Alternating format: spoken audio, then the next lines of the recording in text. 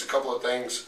I think that for the experience of playing an exhibition game, we accomplished a lot of the things that we wanted to try to get a feel for. I thought in the second half we were much better defensively than we were in the first half. Coach Miller does a great job within his roster of executing what they're best at. And at the end of the first half, I thought we were poor defensively, and they really showed some of our weaknesses, but that's good. I don't want it to all be great because we got a week to work to try to get better. And I thought that giving an opportunity to all of those guys to play in a lot of ways was healthy. So that's probably about it. Coach, who were you most impressed with just off the top of your head? Chris, just because he didn't look like he dropped in from Mars. Kubi, last year, you didn't really see him as a point guard. You see the numbers he put up today. Could he kind of be changing your mind on that a little bit? I'm a Kubi fan. After December the 21st, I became a charter member of his fan club, and we spent a lot of time together this summer. He's been mean to me. I've been incredibly mean to him, and we've gotten to the core of our hearts and kind of figured out who he is and what I am. And the thing about Kubi, I don't think he is a point, but I think he does exactly what I ask him to do.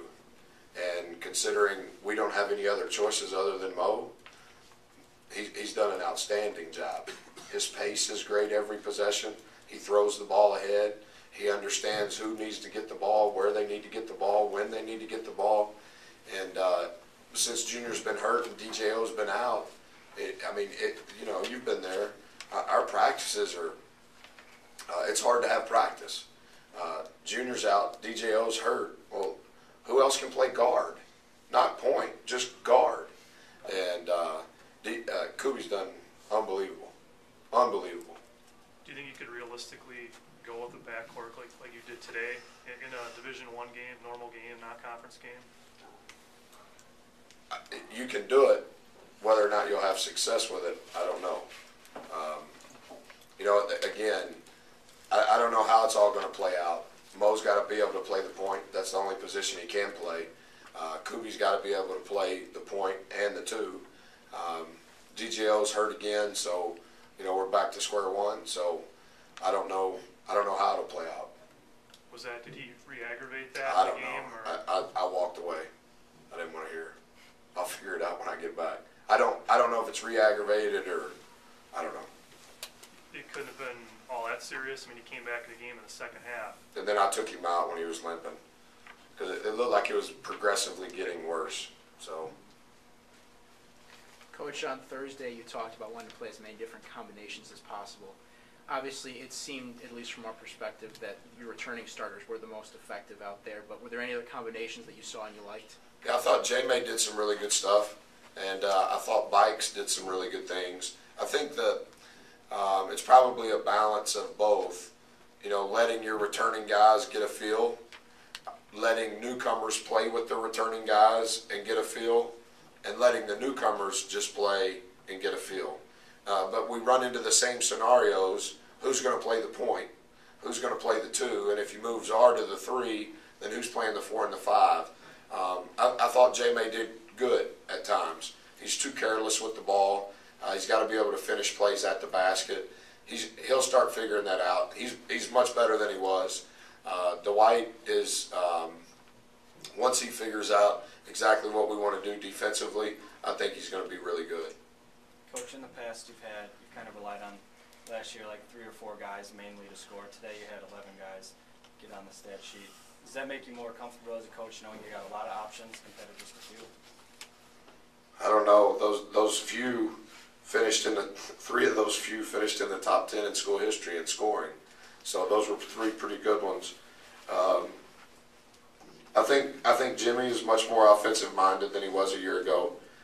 Again, I think Chris is much more comfortable and at least has a pulse on what's going on in the Bradley Center.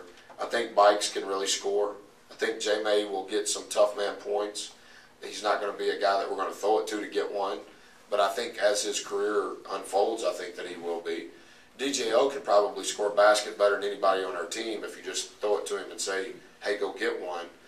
But he hasn't had enough reps to know when it is that he's supposed to go get one. And so he's not confident because he's unsure and he's a little timid, and a player like that can't play timid. But that's because he hadn't had enough reps. A game like Joe put forth today, is that something he can build on? You know, pretty well-rounded performance all the way around in the start.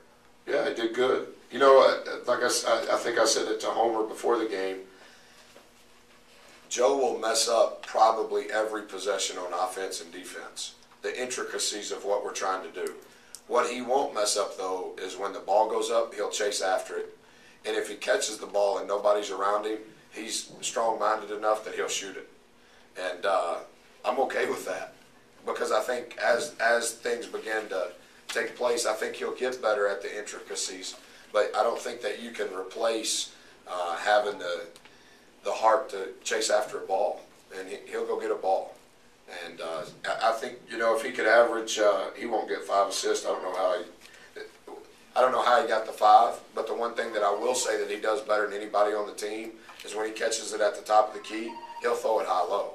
A lot of kids won't throw it high-low because they're scared it's a turnover. A lot of kids won't shoot an open shot because they're afraid to miss it. Joe's not afraid. Part of his resiliency is I don't really know what's going on, but I know what to do when the ball gets in my hands or when somebody else shoots the ball. You said in practice you've been working on defense a lot. Tonight you forced 25 turnovers. As the level of competition gets higher, do you think this team is still capable of putting on that kind of pressure? Well, I hope that we can continue to put on that type of pressure. I don't know that we won't be able to get 25 turnovers generated, but I think similar to last year, you know, the more pressure we can apply in the front court, the longer it takes them to have a chance to get a paint touch. And we're still devoid in the paint defensively and offensively, to be honest with you.